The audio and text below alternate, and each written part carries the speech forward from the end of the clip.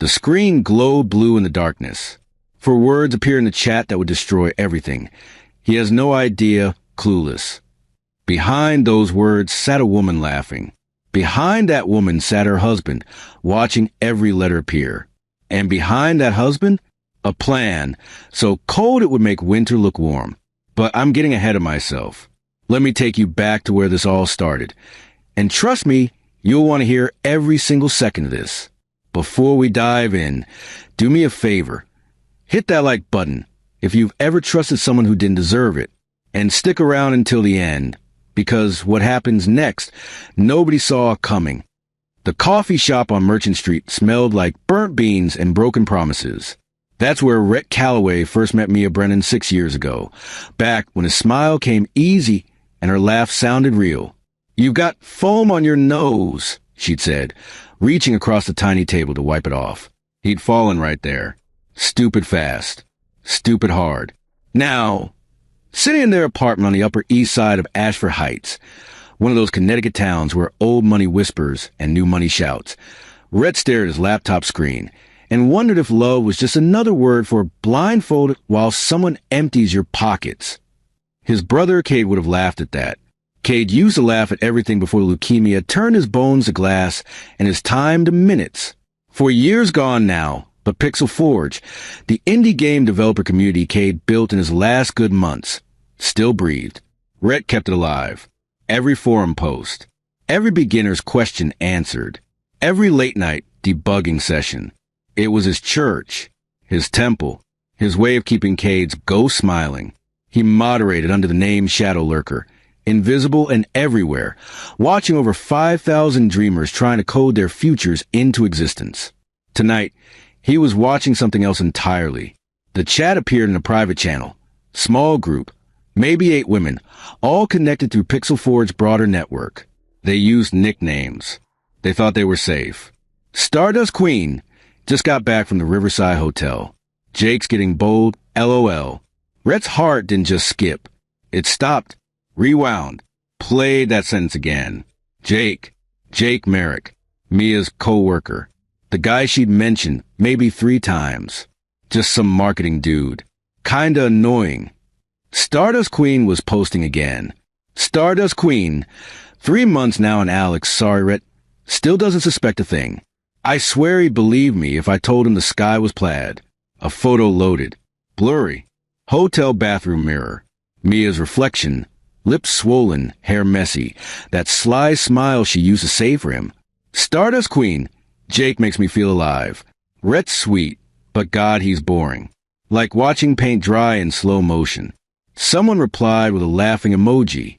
Rhett's hands didn't shake. That's what surprised him most. They stayed perfectly still on the keyboard, like his body understood before his brain did. This required precision, not panic. He closed the laptop, walked to the kitchen, put the kettle on for Mia's chamomile tea, 2 sugars, splash of honey, exactly how she liked it. Babe. Her voice drifted from the bedroom. You still up? Making your tea, he called back. His voice sounded normal. Amazing what the human body could fake when it needed to. She appeared in the doorway wearing his old college hoodie, the one with a hole in the sleeve. Her auburn hair caught the kitchen light, just right. She looked beautiful. She looked like a stranger. You're the best. She kissed his cheek. Her lips felt like ice. He handed her the mug. Watched her sip. Watched her smile. Rough day, he asked. The usual chaos. Jake's being impossible about the Henderson campaign. She rolled her eyes. That man has the creative vision of a potato. That man's been inside you for 3 months, Rhett thought. Out loud, he said, Want me to rub your shoulders? Her face softened. Guilt flickered there, quick as a candle in wind. You're too good to me. Yeah, he thought. I really am. That night, while Mia slept, Rhett lay awake and did the math. The $18,000 his parents gave them, specifically earmarked for their first IVF round after 2 heartbreaking miscarriages, sat in their joint savings. Or was supposed to. He opened a banking app, checked the balance. $11,200. He scrolled through transactions. Small withdrawals. $200 here. $350 there. All from Mia's card. All in the last month. His jaw clenched so hard his teeth ached. The money wasn't for hotels. Those Jake probably covered. Playing big shot. This was something else. He'd figure it out. He'd figure out everything. But not by confronting them. Not by screaming and throwing things and giving the chance to twist it. To make him the bad guy. To play wounded and misunderstood. No. They want to play games? Fine. He'd been coding game systems since he was 12. He knew about loops and logic trees and exploiting weaknesses. They'd handed him the controller. Time to play. Morning came soft and golden through their bedroom window.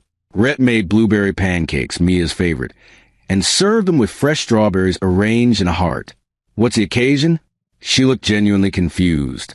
No occasion. Just felt like doing something nice. He kissed her forehead.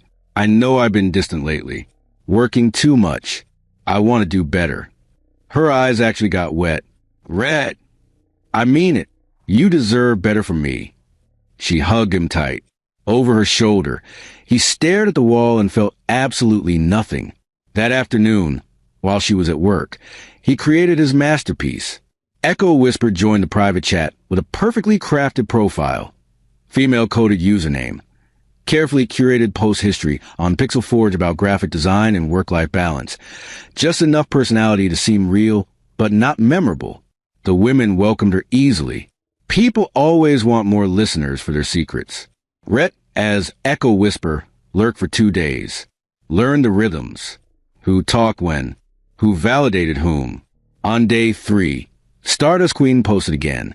Stardust Queen, Rhett's being so attentive lately. Breakfast in bed. Extra kisses. It's almost making me feel bad, LOL. Echo Whisper. Almost? Girl, talk to me. What's really going on? The floodgates opened. Stardust Queen. Okay, so full transparency? Jake and I are planning this girls' trip to Montauk next month. Except it's not girls. It's us. And I'm using the baby money to pay for it. Rhett read that line 3 times. The baby money. The money his parents scrimped for. The money that represented grandchildren they'd never meet because his mom's cancer came back last fall. The money that was supposed to be hope. She was spending it on a beach weekend with her affair partner. His vision blurred red. He stepped away from the computer. Counted to 50. Came back. Echo Whisper. That sounds complicated. Is Jake worth it? Stardust Queen, honestly? I don't know anymore. He's fun, but he's also using me. He keeps asking about Rhett's projects. Pixel Forge stuff. I think he's trying to start something similar and steal members. He's already recruited 3 people. There it was. The second knife twisted slow. Jake wasn't just sleeping with his wife.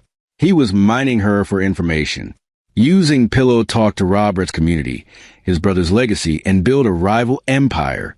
Forge Reborn was already live. Rhett found it in 10 minutes. Slick interface. Familiar feature suggestions. Word for word from his own planning docs. 3 respected developers had already migrated, seduced by promises of better revenue sharing and professional structure. In the Forge Reborn Discord, username Nighthawk42 was everywhere. Posting, commenting, downvoting anything that praised Pixel Forge. Rhett cross-referenced posting times with Jake's social media. Perfect match. Jake had even DM'd Shadow Lurker directly. Your community stale, man. Innovation doesn't wait for nostalgia. Step aside. Rhett replied, noted. Jake probably thought he was winning. The next 2 weeks were a tightrope walk over broken glass. Mia grew paranoid. Twice she almost caught him checking Echo Whisper's messages. Once at dinner, his phone buzzed with a Pixel Forge notification while she was mid-sentence.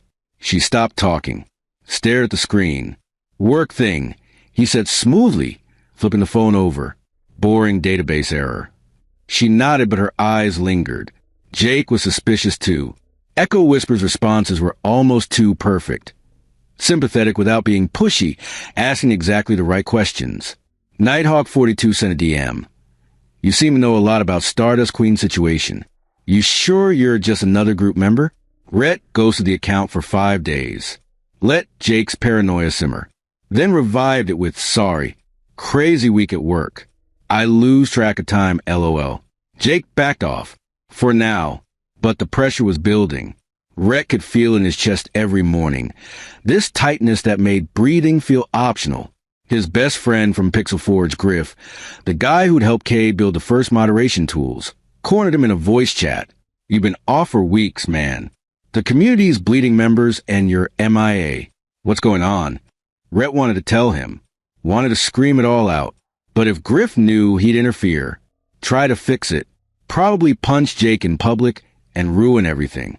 Just personal stuff, Rhett said. I'll handle it. That's what worries me. Griff's voice dropped. Cade wouldn't want you carrying this alone. Cade's dead, Rhett said flatly. I'll manage. The call ended in silence. 3 days later, Griff quit Pixel Forge permanently. Posted a goodbye message about priorities and leadership that hurt worse than Mia's betrayal. Griff was the last real connection to Cade's original vision. Now he was gone because Rhett lied, because the plan required silence. Some costs couldn't be refunded. Late one Thursday night, drunk posting appeared in the private chat. Stardust Queen, Jake just called him on Talk Trip Business Networking. Like I'm stupid. He never wanted me. Just the information. Just access to Rhett's work. I ruined my marriage for a man who sees me as a briefcase with legs. The message deleted 30 seconds later. Rhett screenshot it first. He stared at those words for a long time. Mia wasn't a cartoon villain. She was a woman who'd made terrible choices and was drowning in them. She betrayed him, betrayed their future, betrayed herself most of all. For just a moment, he felt something like pity. Then he remembered the $6,800 missing from their baby fund. Pity died fast. The Pixel Forge 5-year anniversary live event was announced 3 weeks out. Voice chat only. Anonymous participation encouraged. Prizes for best projects. Special surprises teased in every post. Hype built like a storm rolling in. Mia mentioned it at dinner. Your thing's coming up, right? The anniversary? Yeah. Rhett pushed rice around his plate. Should be fun. Will you finally reveal yourself? She grinned. Big, dramatic shadow lurker unmasking? Maybe. He met her eyes. Depends how I'm feeling. She laughed and changed the subject. Jake, meanwhile, was bragging on Forge Reborn. Mike crashed the Pixel Forge anniversary just to watch the ship sink in real-time LOL. People encouraged him, called him savage, gave him little crown emojis. Rhett smiled at his screen. Come on, he thought. Please come. The night arrived like an execution date. Rhett set up 3 monitors in his office. Main screen for Pixel Forge. Second for chat logs. Third for recording software. Mia joined from the bedroom. Casual observer. Curious. Jake logged in as Nighthawk 42. Rhett could almost hear him smirking. 500 people in the voice channel. Music played. Welcome messages scrolled. Shadow Lurker's avatar. The black silhouette everyone knew. Pulse at the top. Rhett unmuted. Thanks for 5 years, he started. His voice was calm. Steady. My brother Cade built this place because he believed everyone deserved a chance to create, to learn, to build something bigger than themselves. People typed hearts and fire emojis. Tonight, I'm sharing what happens when someone poisons that dream. The chat went silent. Rhett shared his screen. First, the private chat logs. Every message. Every confession. Stardust Queen's username highlighted. Jake's real name attached to Nighthawk 42. Stardust Queen, Rhett's boring. Jake makes me feel alive. He has no idea. Second, bank transactions. IVF fund withdrawals. Dates matching hotel bookings. Third, code comparisons. Pixel Forge planning documents next to Forge Reborn features. Timestamp git commits. Stolen open source snippets from Cade's old repositories. Code written by a dead man, plagiarized by a living thief. Fourth, DMs between Jake and recruited developers. Promises of money. Lies about Pixel Forge stability. The voice channel erupted. People shouted. Demanded explanations. Someone recognized Mia's writing style from her public posts. A mic clicked on, sharp gasp, then frantic fumbling. Mia had unmuted by accident. The sound of her panic echoed before she killed it. Jake Merrick, Rhett said, "You're a thief. You stole code. You stole trust. You stole from a dead man's legacy." Jake's avatar flashed. His voice crackled through, defensive and sharp. "This is fake. Edited. You're just bitter your group's dying." 3 developers who'd left Pixel Forge spoke up in chat. "He promised us equity. Never delivered. This explains everything." Another posted, "Those code samples look familiar." He said they were his original work. The pile-on was instant, brutal, beautiful. Rhett let it breathe for 30 seconds. Then he unmuted again. "I'm Shadow Lurker. My real name is Rhett Calloway. Pixel Forge was my brother's dream before leukemia took him. Cade died believing in you, in what you could build together." His voice cracked just slightly. Real emotion, not performance. Jake poisoned that. "Mia, my wife, helped him do it, with money meant for our future, for our child." He shared the deleted drunk post, Mia's moment of regret, her admission that Jake used her. She knew what she was doing. She knew the cost. She did it anyway. The chat exploded with rage, with sympathy, with disgust. Ban hammers started flying. People tagged Jake's employer, shared Forge Reborn links with DMCA, complaints attached. Rhett's cursor hovered over the final button. "I built Pixel Forge to honor my brother. You turned it into a battlefield. So I'm taking it off the board." He clicked. Every channel deleted. Every archive wiped. Pixel Forge. 5 years, 5,000 members, 50,000 conversations. Vanished in 2 seconds. The voice call died. The server disappeared. The only thing left was silence and a logout screen. Rhett closed his laptop. From the bedroom, he heard Mia crying. He didn't move. The apartment was too quiet. That's what Rhett noticed first. Not Mia's crying. That had stopped an hour ago.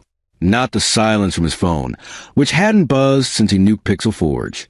Just as suffocating, thick quiet that made his ears ring. He sat in his office chair, staring at the blank monitor. His reflection stared back, hollow eyes, clenched jaw, a man who just burned down his brother's temple to catch 2 rats. Was it worth it? The question came unbidden, unwelcome. He pushed it away. 3 days later, the knock came at 9 a.m. Sharp, official. Red opened the door to find a process server holding a manila envelope, like it contained nuclear codes. "Rhett Calloway?" "Yeah. You've been served." The man left before Rhett could respond. Inside the envelope, divorce papers. His lawyer had moved fast. Attached was a USB drive labeled evidence in his own handwriting. Every screenshot, every bank record, every stolen code comparison, time-stamped and notarized. Mia emerged from the bedroom. She looked smaller somehow. Hair unwashed. Cade's old hoodie hanging off her like borrowed skin. "So that's it." Her voice was sandpaper. No conversation? No chance to explain. Rhett set the envelope on the counter. "Explain what? That you spent 3 months sleeping with Jake? That you stole money meant for our baby? That you helped him gut my brother's legacy for profit?" "It wasn't." She stopped. Started again. "It wasn't supposed to go this far." "Then how far was it supposed to go, Mia?" He turned to face her fully. "What was the acceptable amount of betrayal? Walk me through it." She flinched. "Good." Jake said, he said Pixel Forge was stagnant, that you were holding it back with sentiment, that we could build something better and you believed him. Rhett laughed without humor. "The man who called our vacation business networking. The man who never actually planned to share any profits with you. That guy, you believed him over me. You were distant." Her voice cracked. "You spent every night on that damn computer, talking to strangers about code while I was right here. When's the last time you looked at me like I mattered?" The words hit harder than he expected, because she wasn't entirely wrong. After Kay died, Red crawled into Pixel Forge like a cave. Safe, familiar, full of people who understood loss through pixels and pull requests. Mia had tried it first, brought him tea, suggested dates, asked gentle questions. He'd answered in monosyllables and gone back to moderating. But that didn't excuse. No, he stopped himself. She didn't get to rewrite this. Loneliness wasn't a permission slip for infidelity. You could have talked to me, he said quietly. You could have said, Rhett, I'm lonely. Instead, you found Jake, lied for 3 months, stole from our future, helped destroy the one thing I had left of my brother. Mia's face crumpled. I know. God, Rhett, I know. I hate myself. I hate what I did. But that stream, deleting everything, you didn't just expose me. You burned down 5,000 people's home because you wanted revenge on 2. She wasn't wrong about that either. The realization sat heavy in his chest. Pixel Forge wasn't just his grief monument. It was a real community. Beginners finding mentors. Developers collaborating across continents. Friendships forged in debug channels at 3 a.m. He deleted it all, salted the earth, made sure nothing could grow there again. Some costs can't be refunded. Sign the papers, he said. We're done. Mia looked at him for a long moment, then nodded, walked to the bedroom, started packing. She was gone by noon. The first domino fell at his job. Someone, probably 15 different someones, had forwarded the stream clips to Merrick and Associates' HR department. Attached were receipts showing Jake had used company resources, email, servers, work hours, to build Forge Reborn. He was fired by Wednesday. The second domino was legal. 3 developers Jake had poach-filed DMCA complaints. Cade's old open source code had specific licensing requirements. Jake violated all of them, publicly, with timestamps. Forge Reborn went dark by Friday, replaced with a cease and desist notice. The third domino was social. Jake's LinkedIn filled with comments. His Twitter mentions became a graveyard. Someone created a website, JakeMerrickIsAThief.com, cataloging everything. It ranked first page on Google within a week. Rhett watched it all happen from a distance, like observing a car crash in slow motion.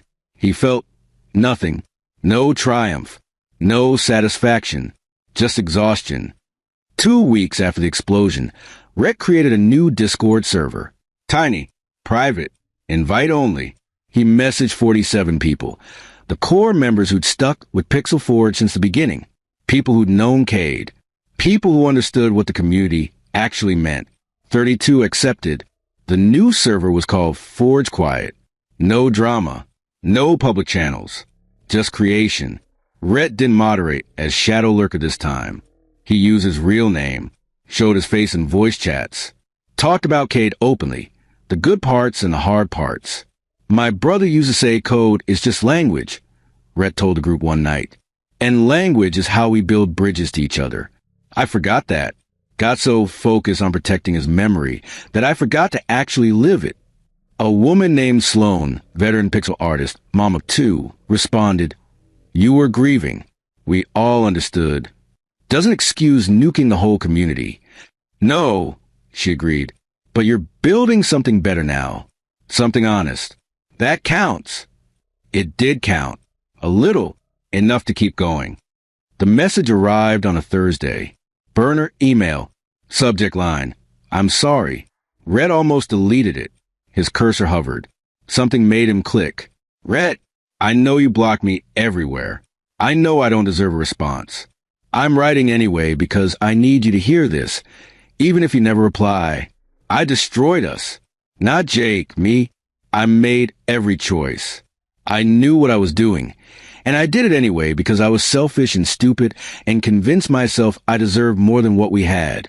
Jake dumped me 2 days after stream. Said I was too much drama.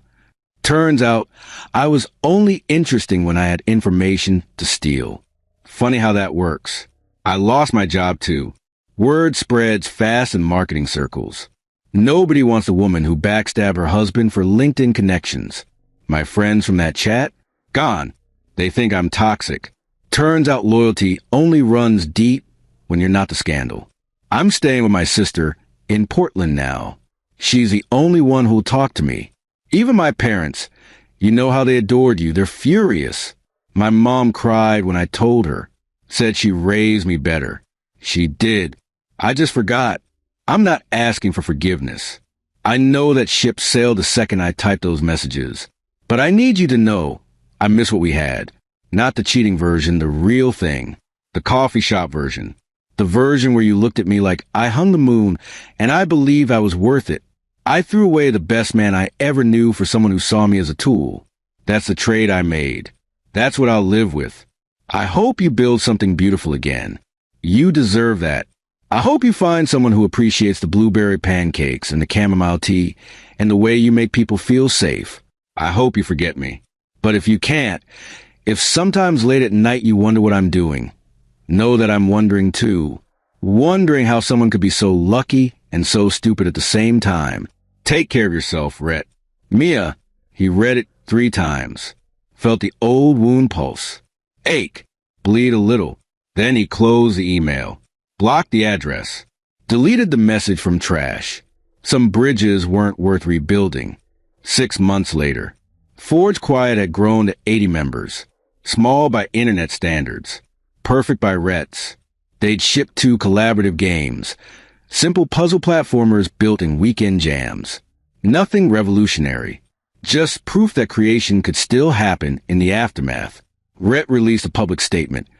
Posted on Medium under his real name. I'm burning bridges and building new ones.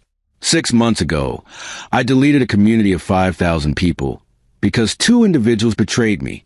I don't regret exposing them. I regret the collateral damage. To everyone who lost their home when I nuked Pixel Forge, I'm sorry. You deserve better. My grief and anger weren't your burden to carry. I can't undo that, but I can build something new, something smaller, something that honors what my brother Cade actually believed in, not preservation, but evolution. If you're interested in joining Forge Quiet, applications are open. We're not trying to recreate what we lost. We're trying to create what comes next. Thank you for 5 years. Thank you for understanding. Thank you for teaching me that legacy isn't about keeping things the same. It's about keeping them alive. Rhett Calloway. The post got 12,000 views in 2 days. 400 applications. Rhett approved 60. Rhett changed his profile picture everywhere. Steam, Discord, Twitter, LinkedIn, GitHub. The shadow lurker silhouette he'd used for 8 years. The avatar everyone associated with Pixel Forge, with Cade, with a version of himself who'd live in code instead of reality, disappeared. Replaced with solid black. No image. No icon. Just empty space. He didn't announce it. Didn't explain. People noticed anyway. Why the change? Sloan asked in voice chat. Felt like time. Rhett said. Fair. What's it mean? He thought for a moment. That I'm done being a ghost. She laughed. Good. Ghosts make terrible moderators. 1 year later. Mia still checked his profiles, sometimes. Sloan told him. They had a mutual acquaintance who let it slip. Mia would scroll through Forge Quiet's public-facing project page. Look at the games. Read the release notes. See his name attached to things. She never commented. Never reached out again. Just refreshed the pages late at night, staring at the space where Shadow Lurker used to be. The man she'd mocked hadn't exploded, hadn't collapsed, hadn't given her the satisfaction of visible destruction. He'd simply moved on, built something new, stopped existing in her world entirely. Not because he couldn't function without her, but because he chose to function better. The silence was louder than any revenge speech. The absence more devastating than any confrontation. She wanted to matter, to be the defining moment of his story. Instead, she became a footnote, a lesson learned, a closed chapter in someone else's book. Present day, Rhett sat in a new apartment, smaller, cleaner, his editing code for Forge Quiet's next project. Coffee steaming beside him, window open. City sounds drifting up from Ashford Heights' newer district where young money hustled and hope ran cheaper. His phone buzzed. Sloan, in the group chat. Sloan, new member just shipped their first complete game. 17 years old. Says they joined because they heard about that guy who burned everything down and built it back better. You're a myth now, Calloway. Rhett, myths aren't real. I'm just a guy who made mistakes and tried to learn from them. Dev_Knox. That's literally what makes myths, my dude. Rhett smiled. Actual smile. The kind that reached his eyes. His brother would have liked these people. Hell, Cade would have loved this. The chaos, the rebuilding, the proof that endings weren't always final. Miss you, brother, Rhett said to the empty room. The words hung there, gentle, true. Then he went back to coding. On Mia's laptop, buried in drafts, an unsent message aged like wine turning to vinegar. Rhett, it's been a year. I'm doing better. Therapy. New job in Seattle. I don't think about Jake anymore. Turns out mediocre sex and betrayal don't age well in memory. But I think about you. The version of us that could have been if I'd been brave enough to say, I'm lonely, instead of finding someone else to fill the space. I saw your Medium post. Legacy isn't about keeping things the same. It's about keeping them alive. That's beautiful. You always had a way with words when you weren't hiding behind code. I wonder sometimes if you ever think about me. If I'm the villain in your story or just a sad chapter you skipped. I hope you found someone who makes blueberry pancakes back, who knows how you like your coffee, who sees all the good I was too selfish to appreciate. I hope you're happy. I hope I'm more than a cautionary tale. But if I'm not, if all I am is a woman who taught you what betrayal tastes like, then I hope that lesson made you stronger, because you deserve better than me.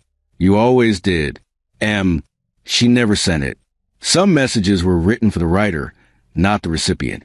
Rhett never saw it, never needed to. He was too busy building bridges in his brother's memory, coding futures with strangers who became friends, and learning that the best revenge wasn't destruction. It was indifference. It was moving on so completely that the person who hurt you became background noise. It was changing your avatar to solid black, not in mourning, but in rebirth, and letting them stare at the empty space where you used to be, wondering, always wondering, if they'd mattered at all. The end. If this story hit you in the chest, do me a favor. Hit that subscribe button and drop a comment with the biggest lesson you learned. Was it about revenge? Healing? Knowing when to walk away? Let's talk about it. And remember, the best way to beat someone who wronged you isn't to destroy them. It's to build something so beautiful they can't help but watch from the outside, knowing they'll never be parted again. See you in the next story. Stay strong, stay smart, and never let anyone steal your blueberry pancakes.